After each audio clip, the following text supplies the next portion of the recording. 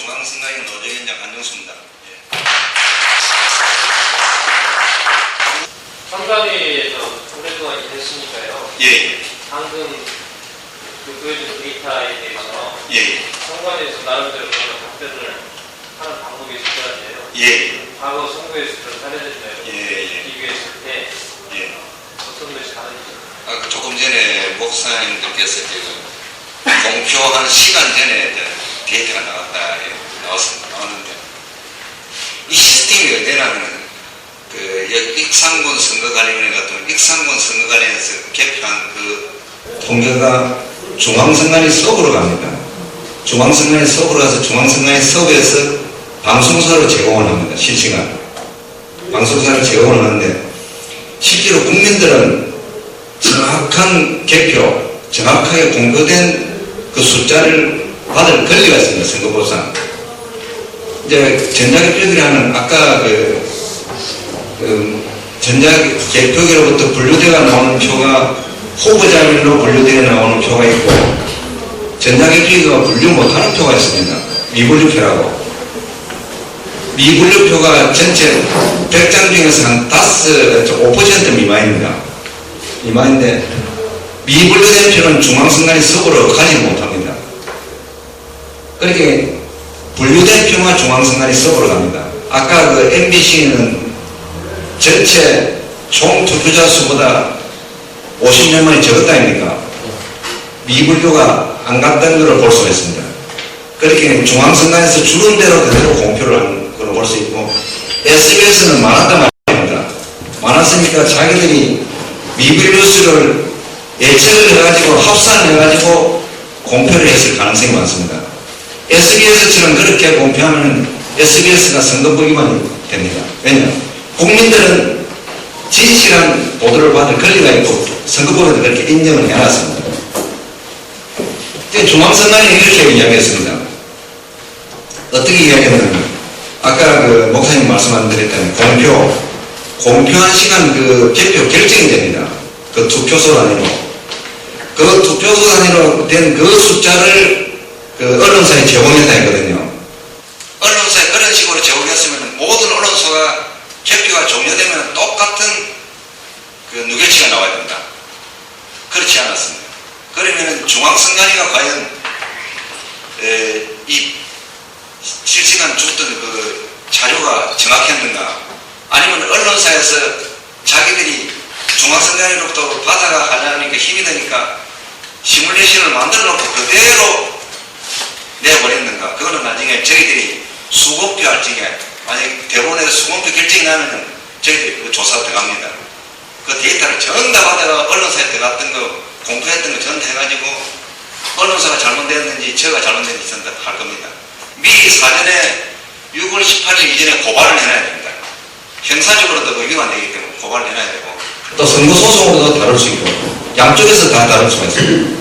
이번에는 허락이 되는 저희들이 전부 다를 전부 다 파헤쳐버릴 생각입니다. 뭐 이해가 되시는 건 모르겠습니다.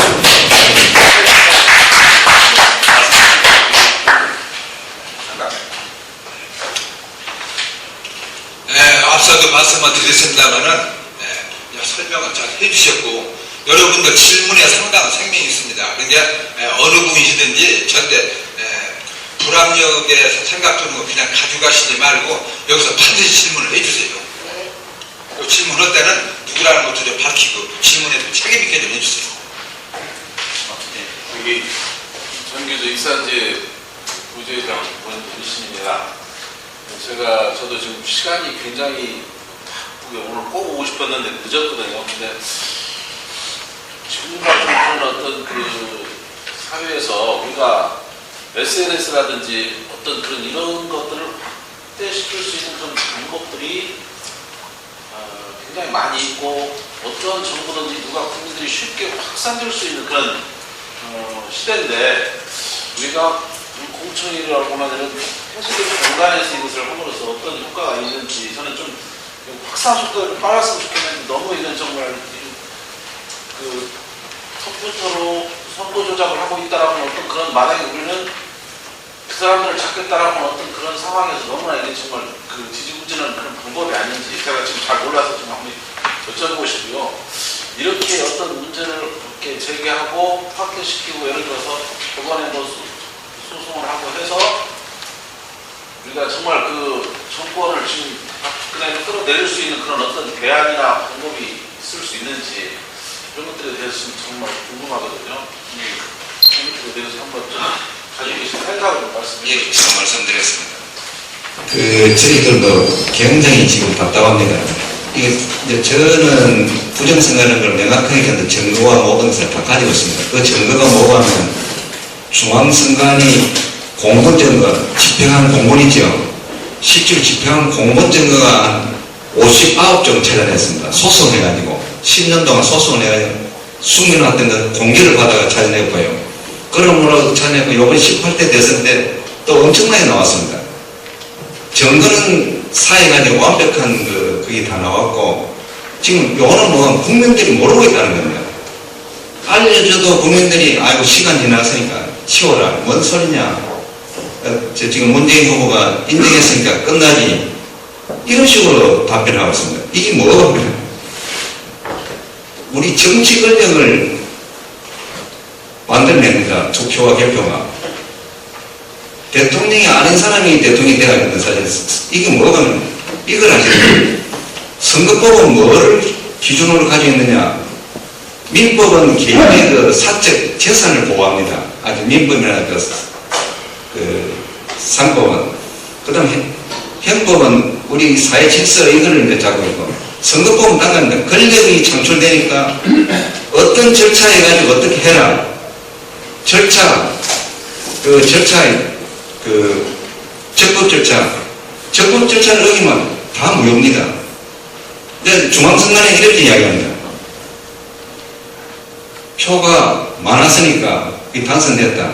그게 아닙니다. 선거법에는 절차 이거 거쳐가지고 표 다수자를 확정시킵니다.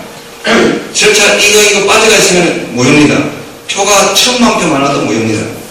그렇게 판단하는 게 선거법인데 그런데 행정법에서 보면은 이제 그 행정기관과 다툼에서 보면은 사전 판결을 합니다. 예를 들어가지고 원자력 발전소를 만들면은 그 주위 사람들한테 굉장히 나쁩니다. 국가 전체적으로 볼 때는 이익이니까 어쩔 수 없이 그 주위 사람들이 피해가 가지만 이거 어쩔 수 없다는 그런 사전 판결 그런 거를 전다 머리에 많이 두셨는지 선거법으로 사전 판결식으로 판단합니다. 누가 뭐 이래 많아도 누가 표가 많았으니까 영향을 안 미쳤으니까 그걸 크게 잘못된 겁니다. 거기에 국민들이 다 속아있습니다. 그러니까 법마다 특이한 점이 있습니다. 우리 민법상이나 사회 그 상규상 기부를 하면은 전다 좋은 사람이라고 칭찬을 합니다. 선거법에는 기부 잘못하면 정치승리 끝납니다. 그리고 이 법 그 기본 목적이 어떤가를 잘 판단해야 되는지 모르니까 국민들은 이렇게 버려놔가지고 지금 국민들이 살아날라 하진 않습니다.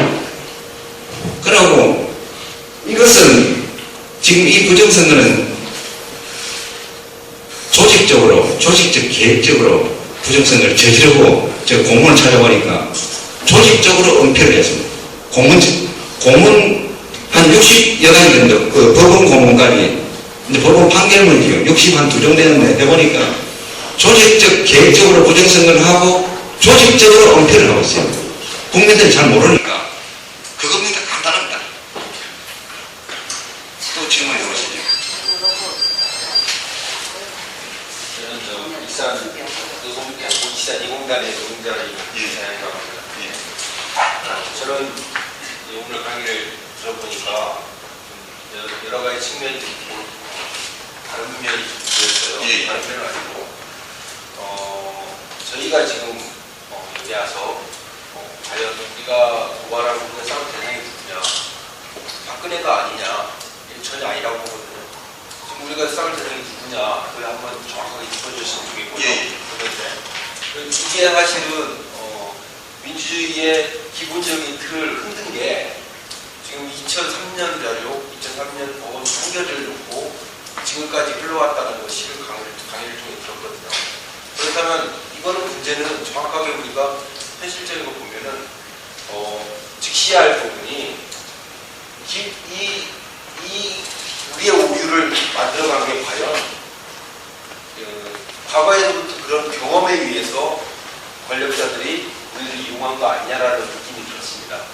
그렇지 않았으면은 그 전부터 관리를 했다면은 이런 오류가 없을 텐데 그 전부터 2002년부터의 이런 사건으로 인한 오류를 캐치해서 그들이 이용하고 있었다라는 느낌에 너무 강하게 와서 참 우리의 적이 만약에 이 시민의 적이 과연 새누리당이냐 박근혜냐 그것이 문제가 아니고 과연 중앙선관위가 우리의 고발대상을 이룬 것이 맞지 않나라는 생각이 나고 우리 지금 노주위원장님이라고 하셨는데 사실은 노주위원장님이 이런 행위를 하신다는 것 자체가 저는 좀 의문스러운 게 있어요. 저는 그 의문을 좀 질문하고 싶은 게 내부자 고발이라는 것은 분명히 있을 거란 말이죠. 그 세계에서도 어느 조직에서도요. 부당하기 때문에. 근데 이 자리에 오셔가지고 시민들한테 그렇게 설득을 하고 다닌다는 거는 뭔가 우리도 좀 나름대로의 표명이 없으시다면은 그것조차도 우리가 새로운 이해를 할 수 없는 그런 입장으로 저는 좀 질문을 드리고 있습니다. 그래서 세 가지 정도 한번 답변을 예, 지금 말씀드렸습니다. 저희들은 그 정치인들하고 통하는 것이 아닙니다. 중앙선관위가 부정선거였기 때문에 제가 중앙선관위 직원이었고 전 그 노조위원장을 했습니다. 그래서 처음에는 이렇게 됐습니다. 부정선거를 하길래 내부 저와 같이 근무하는 사람들이 총장되고 상임위원되었으니까 저는 바른 말을 하니까 승진할 수가 없습니다. 기질상 또 그래 해왔으니까 이 부정선거를 하지 마라. 저는 간단하게 하지 말고 고치고 다음부터 바로 해 나가자. 이랬더니 중앙선관위는 제가 노조위원장을 하니까 그 비리를 저는 알고 있는 줄 알고 막 치는 거예요. 노조를 하게 되면 주로 노조에 하는 사람들이 나쁜 사람을 생각하는데 그게 아니고요. 기관장들은 약속을 안 지킵니다. 무슨 협약을 하거나 약속을 안 지키기 때문에 두 번, 세 번 만나다 보면은 옛날에 같은 동료이고 하니까 이 새끼 저 새끼 죽이니 살리니 욕을 합니다. 근데 저기 총장 보고 위원장 보고 이 새끼 저 새끼 했다고 파면시킨다고 해가지고 그때부터 사건이 지금 좀 어떻게 됐습니까? 저를 이제 파면시킨다고 나오면 이제 고개 숙이고 들어가가지고 근무하도록 했는 거예요. 큰 부정선거를 두고 파면시킨다고 파면 깜도 안 되는 거 아니고 들고 나오는 거예요. 저를 파면시킬 수 있는 사람은 서울중앙법원장입니다. 그분이 우리 서울시 선관위 위원장입니다. 그분한테 파면 신청한 서류를 들어가가지고 제출하니까 다 집어째버렸어요. 법원도 저보다 선관위 노조가 더 순하고 말이야 합리적인데 무슨 소리냐는 다 찢어버렸어요.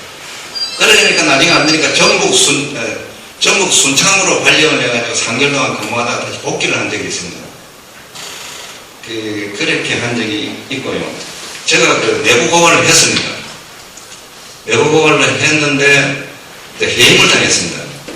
해임을 당하고 해임 그 내용하고 부정선거를 가지고 투쟁을 하다가 해임을 당했기 때문에 부정선거 가지고 소송을 끝까지 했습니다. 끝까지 했는데 아까 김hu영 목사님이 대법원 판결 2003 수 26 판례 그것을 인용해 와가지고 저는 기각시킵니다. 그 허위 판례를 가지고 나왔어요. 그거를 왜 허위 판례가 하면은 중앙선관위에 있는 내부 공무원을 차단시켜 놓고 중앙선관위가 준비서면을 허위 서류를 제출합니다. 허위 주장을 하고 증거도 없는 허위 주장을 합니다. 그런데 대법원은 증거도 없는 허위 주장을 인용해가지고 판결을 한 것입니다. 그 판결을 지금도 1심, 2심 법원에서 계속 인용을 하고 있습니다. 결국은 법원 세력이 이 부정선거를 계속 엄폐해주고 있습니다. 있을 수 없는, 그렇게 법원이 그렇게 하면 어떻게 되십니까? 악당들의 왕초 노릇하는 거예요. 어떻게 생각하면 박정희가 지금 나쁘다는데 박정희보다 더 교묘하게 나쁜 짓을 하는 거예요. 그거 아셔야 된다. 새로운 독재자가 나왔는 거예요. 눈에 보이지 않는 독재자가 나와가지고 소송을 해가지고 계속 사람을 그야말로 정의를 세우자 하는 사람을 전부 죽여오고 있는 거예요. 이 진실이 아까 제가 이야기했다는 게 중앙선관위와 법원 결정문으로 62가지 서류로서 대법원이고 중앙선관위고 정치계가 오는데 꼼짝 못하게 돼가서 지금. 저 아까 저 앉아 계신 분, 아주머니께서 아까 말씀드렸습니다. 한영수 씨는 왜 구속이 되지 않느냐. 조홍 목사님은 박근혜에 대해서 고발했는데 구속되는데 왜 그 구속되지 않느냐. 제가 구속되지 않으니까 또 오해를 받습니다. 불합치라고. 저는 국정원에 불합치지 않느냐. 아닙니다. 국정원 직원들 여기 계신 분들 아는 사람이 있을 겁니다. 자식 때문에 국정원에 근무하고 있는 사람들. 한영수 정보를 넣어보세요. 정신병자로 분류해놨습니다. 정신병자로. 어떻게 분류해놨나. 국정원 본부에서 공무원이 시행됐다는. 한영수는 정신병자이기 때문에 정보 수집하지 말라고. 그리고 경찰 정보망에 또 아시는 분에서 물어보세요. 한영수는 어떤 사람으로 분류하냐. 정신병자이기 때문에 정보 수집하지 말아야 돼서. 이게 지금 바로 된 나라입니까, 이게? 제가 정신병자 같아요. 바로 된다. 지금 이 나라가 자유를 굉장히 중건는데 실제로 그것이 아니다는 거예요. 우리처럼 제대로 보고 제대로 살아나가자고 하는 사람은 다 정신병자로 분류해놓고 철저하게 들여놨습니다. 눈에 보이지 않는 장벽을 쳐가놨습니다. 지금 예를 들어 설명할 거예요. 요 1월 26일경입니다. 민주당 정책실장님께서 전화가 왔어요. 무엇이 부정선거냐? 내한테 좀 알려달라. 정책실에 가서 알고 민주당이 건의를 하고 좀 고쳐야 된다. 갔습니다. 그러니까 가자마자 한겨레 신문사에 허재영 기자라고 그분이 전화가 왔어요. 취재를 좀 해야 된다. 그런데 정책실장님한테 이제 그 동의를 얻어가지고 이어서 정책실에서 해도 되겠습니까? 좋다 해가지고 들어왔습니다. 정책실장님한테 항상 한참 설명을 하는데 들어왔어요. 다시 이제 처음부터 시작했어요. 처음부터 해가지고 그 기자가 들어오면서 무슨 말을 하냐. 한영수 씨는 집착적 환자이기 때문에 정 기자들이 찾아가지 않는다는 거예요.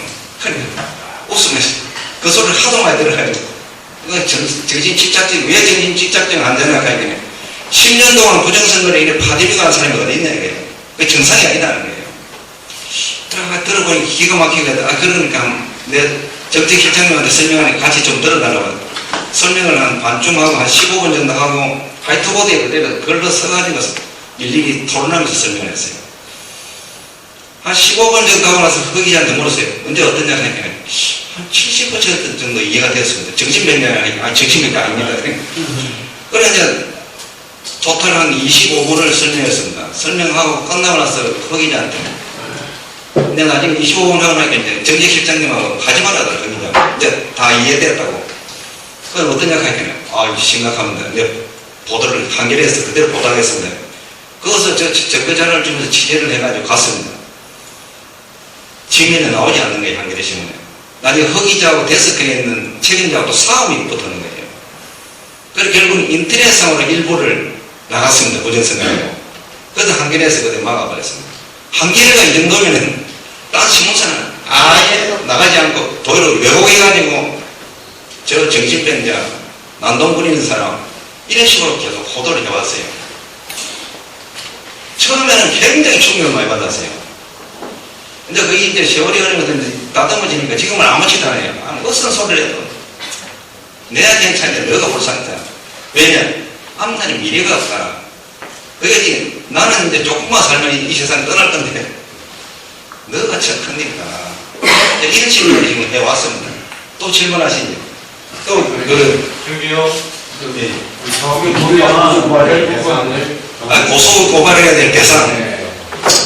우리가 고소 고발해야 될 상은 요즘 시끄러운 국정원 저는 선거문서사회에 푹 들어왔습니다.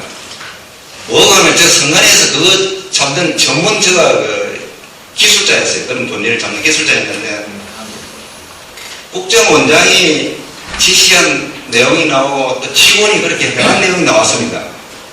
이거는 그야말로 이거 한 건을 해도 박근혜 대통령이 대통령 할 수 없습니다. 무효되어 봅니다. 그런데 그거에다가 새누리당의 윤정훈 목사가 구속됐습니다. 부정선거운동. 그것도 큰 겁니다. 그건 뭐가 하면은 선거사무소를 또 따로 하나 차려놓고 선거운동한다 걸렸습니다. 그 건이고 그 다음에 방금 이제 목사님 두 분이 말씀하신 그 중앙선거의 개표부정, 이 세 건만 하면 이거 뭐 선거 무효하고도 남는 그런 사건입니다.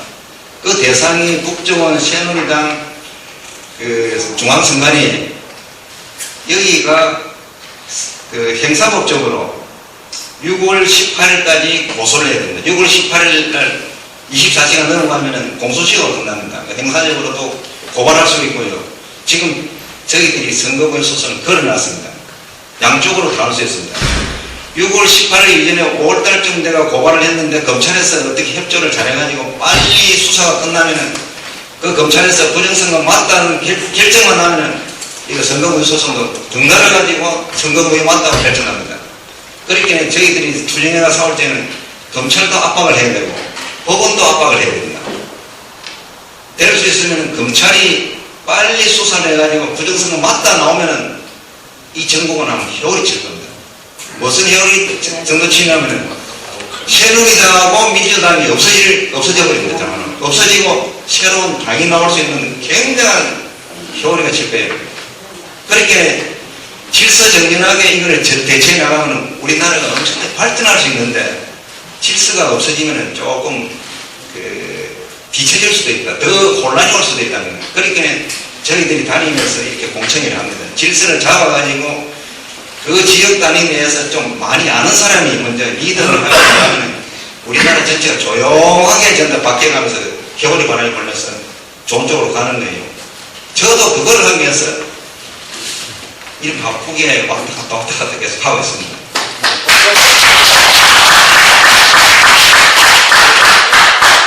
또 질문하세요. 모든 거 다 물어보세요. 국민운동부 이렇게 하셔가지고 예. 지역을 다니면서 공청이 나오시는데요. 지금 아까 공청이 1토론자하고 2토론자께서 예. 기계가 문제하고 수작을 못했다 예. 이런 말씀이 딱 짚고 계신 것 같습니다. 근데 문제는 수개표를 하는 과정에 제 정당이 있거든요. 예. 시민단체들도 여러 정당을 빌려서 들어가기가 예. 옛날에는 샌드위치 표라고 해갖고 이승만 표로 돌변하는 경우가 있어요. 아주 오래된 메뉴거든요. 이제 컴퓨터라는 조건을 일단 방법으로 해서 지금 했다라는 얘기인데요. 문제는 그 수개표 과정에 있어서 이거 다 쉬어보니까 맞다. 이거 발표해라. 이 절차를 걸쳐서 개표관리위원장이 발표를 하거든요. 예.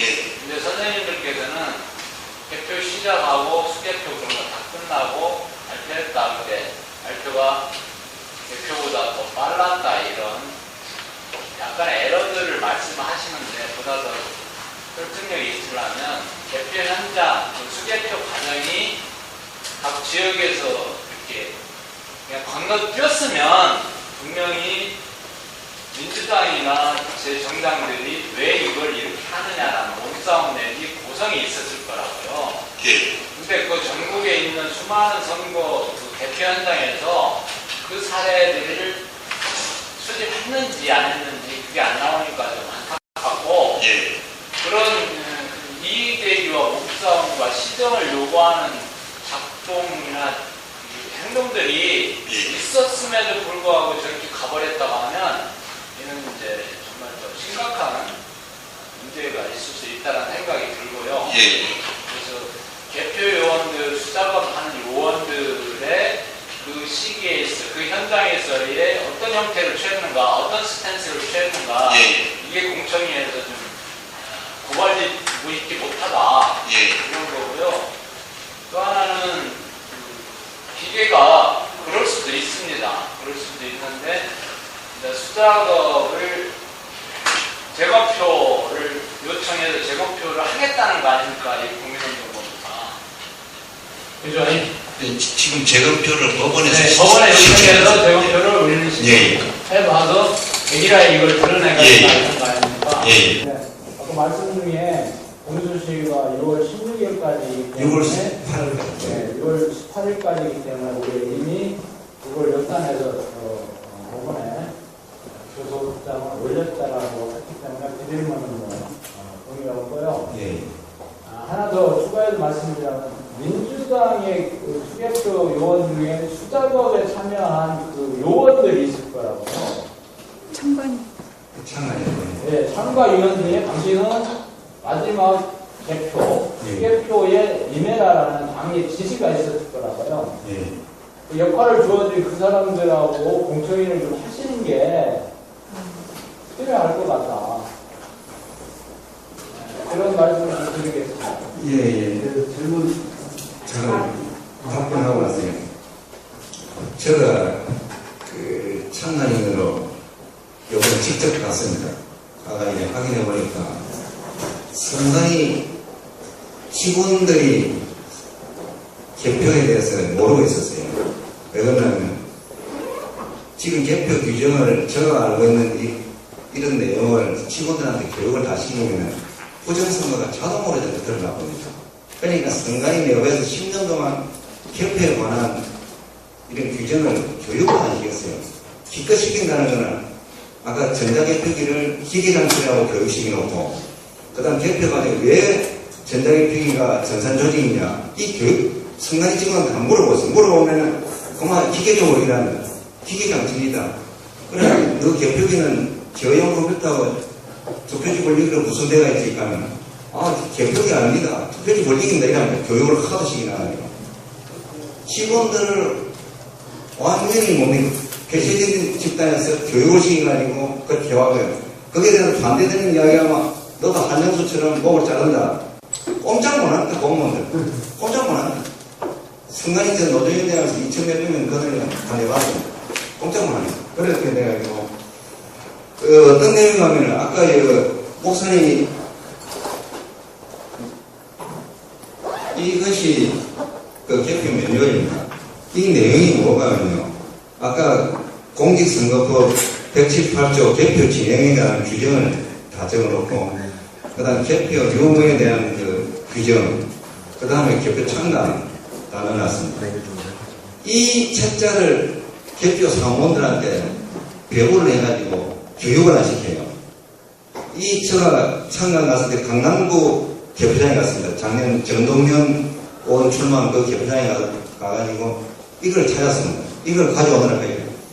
개표 사무원들 죽이다가 목건처럼 그대로 있었습니다. 풀어가지고 제가 받아가지고 아까 그 김우영 목사님께서 수개표가 어떤 것인가 그걸 취재하면서 왜 이렇게 안 하느냐 이 법 규정을 안 하냐 전혀 모릅니다. 선관위 위원장부터 시작해가지고 사무국장 계장들까지 전혀 모르고 있습니다. 그게 뭐냐 교육을 시키면 부정선거라는 것이 그대로 탈로가 납니다. 그렇게 되어서 뭡니까 선관위 직원이 개표 참가인들 교육을 시킵니다. 선관위 직원이 모르니까 참가인 교육 못 시키죠. 그 다음 정당에서 아까 오신 분들 민주당 참가인들 제가 강남 개표장에서 교육을 시켰어요. 민주당에서 나올 적에 어떻게 지침이 없었냐 전혀 없었어요. 요번 선거 때는 어떤 현상이 생겼는데 강남 개표장을 보니까 새누리당 참가인들이 옛날에 과거에 민주당 참가인처럼 철두철미하게 체크리스트를 가져와 체크를 했어요. 요번에 민주당 참가인은 과거에 한나라당 하는 그런 행동을 했어요. 그만 뭐 제임하게 이렇게. 저 깜짝 놀랐어요. 민주당이 옛날에 야석이 굉장히 많았는데 그게 뭐 어느 날 갑자기 없어져 버렸어요. 그런 상태였습니다. 아까 수작업. 왜 수작업을 해야 되냐. 178조 2항에는 눈으로 손으로 보고 하는 수작업 개표를 규정해놨습니다. 그 보조로 개표를 더 빨리 하면서 정확하게 할 수 있는 보조 방법을 규칙에 제정을 해줬습니다. 그런 보조 방법을 제정했으면 아까 김 목사님 말씀하신 대로 그렇게 해야 되는데 중앙선관위 안 했습니다. 전자개표를 사용하면서 어떻게 저희들한테 교육을 해야 되냐. 이거 정확한데 왜 말만 이렇게 말이지 자꾸 수작업 개표가 발라느냐. 직원들을 굉장히 탄압을 했습니다.